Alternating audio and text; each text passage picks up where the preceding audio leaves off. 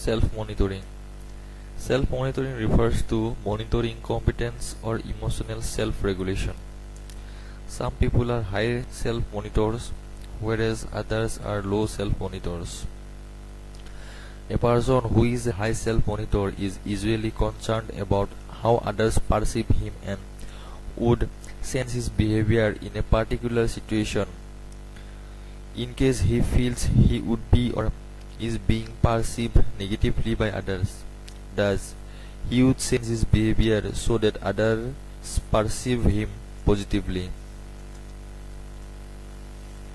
However, low self-monitor person is not concerned with others' perception about him and acts in a consistent manner.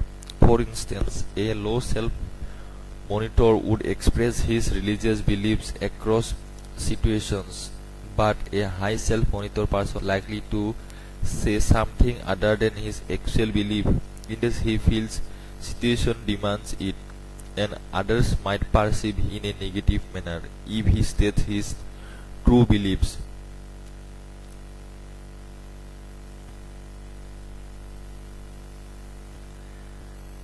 Techniques of self-monitoring. Self-monitoring means that a person pays attention to those behaviors or habits in him which he feels are problematic and need to be changed. It also involves observing those stimuli which trigger the problematic behaviors or habits. Self-monitoring is of two types. Number 1, quantitative monitoring, and number 2, qualitative monitoring.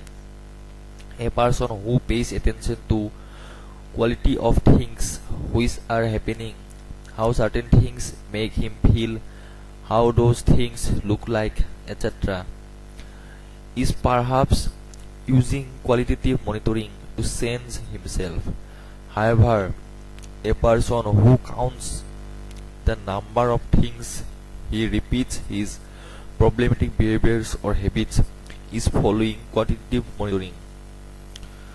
Though both types of monitoring are important, many people believe that quantitative monitoring is more effective.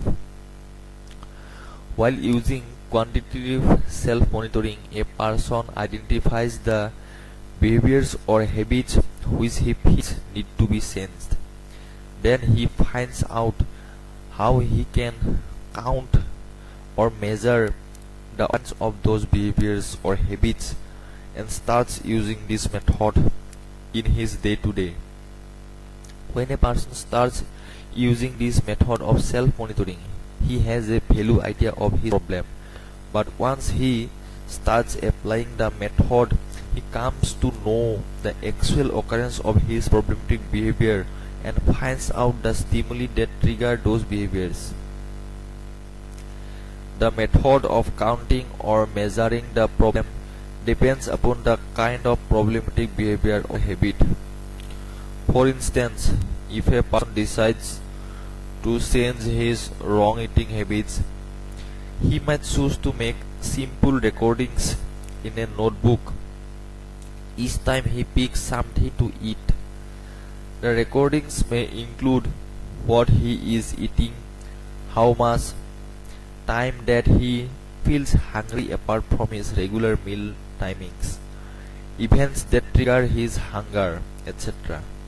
However, if a person wants to count the number of times he says "you know" while speaking it would be cumbersome to make such recordings in a notebook, and in some cases it may not be possible. Thus, in this case, a person may choose to record his voice when he is talking to his friends and later on listen to the recording to find out the number of times he repeated the word and events that trigger him to use this word. After making all the recordings for a few days, he tries to analyze his recordings. Analyzing data may become difficult if recordings are not made in a proper way. Thus, it is important to make recordings properly, and some people might choose to represent the data at the end of each day in the form of histograms for this purpose. After analysis, A person may be able to find stimuli that trigger those behaviors or habits and rest of the information that help the person to make a plan in order to change or modify those behaviors or habits. In this manner, gradually people can change their problematic behaviors or habits if they are determined till they achieve their goal. Next is limitations of self-monitoring. Qualitative self-monitoring is one of the efficient ways to change problematic behaviors or habits. However, there are certain limitations of this method. One of the major limitations is that people can only monitor those things which they can observe and pay attention to. External behaviors such as eating habits, number of times you feel compelled to check your mobile phone to see if there are some calls or messages, etc., can be monitored if a person is determined to change himself. However, internal behaviors such as whether a person is sweating or has fast heartbeat during anxiety or stressful conditions are difficult to self-monitor. Such behaviors also need to be monitored as people need to learn to cope with stress, else it may take a toll on their health.